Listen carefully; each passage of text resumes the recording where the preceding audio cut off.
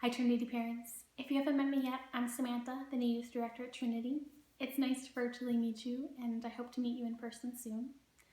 A big part of my job at Trinity is to work directly with the young people of the congregation, but another large part of my job is to encourage, equip, and generally just be a resource for families. Which brings me to the reason for this video.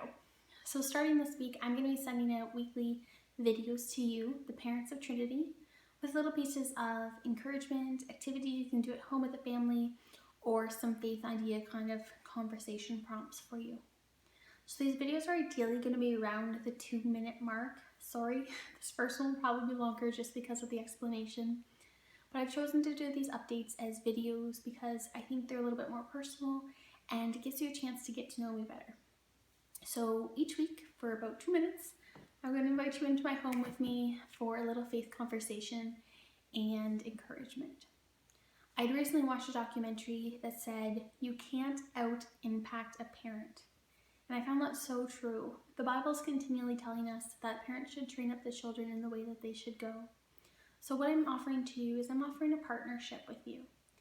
If you want to shake up family devotion time, but you're not quite sure how, if you want to start one, if you have something you'd like for me to pray for your family about, if you're not sure how to broach a certain faith conversation with your kids, please reach out to me in any way that you can think that I can partner with you. Let me know and I would be happy to do so. So, to get to the meat of this kind of video, this past Sunday we celebrated Reformation, typically observed as starting October 31st, 1517, when Martin Luther nailed the 95 Theses to the door in Wittenberg. So one of the ways that I thought you could kind of continue this Reformation celebration at home was with these paper people from Pleasantly Crafted. There's a few more characters and I'll put the picture somewhere in this video.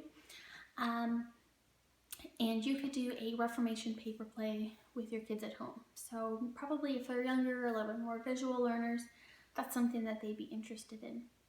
If they're a little bit older and past kind of that paper play stage, try memorizing the Bible verse with them. If they haven't memorized it yet, try John 3:16. As Pastor mentioned on Sunday, it is like the gospel in a nutshell. If they have memorized John 3:16, or if you're looking for something else, a suggestion would be Ephesians 2:8. For by grace you have been saved through faith, and this is not your own doing, it is the gift of God. So just kind of a really nice verse to summarize some of the important points of the Reformation as well. So those are some Reformation activities, but each week I'm also going to end off these videos with a kind of faith conversation prompt from the Vibrant Conversations deck. So this is a deck of cards from Lutheran Hour Ministries, and it has cards with prompts in 4 different kind of categories. So prompts with spiritual disciplines, spiritual conversations, hospitality, and food and fun. So the reason for these prompts at the end of this video is just kind of to, if you're looking for a new conversation with your family, try one of these. So this week I have picked the Queen of Clubs.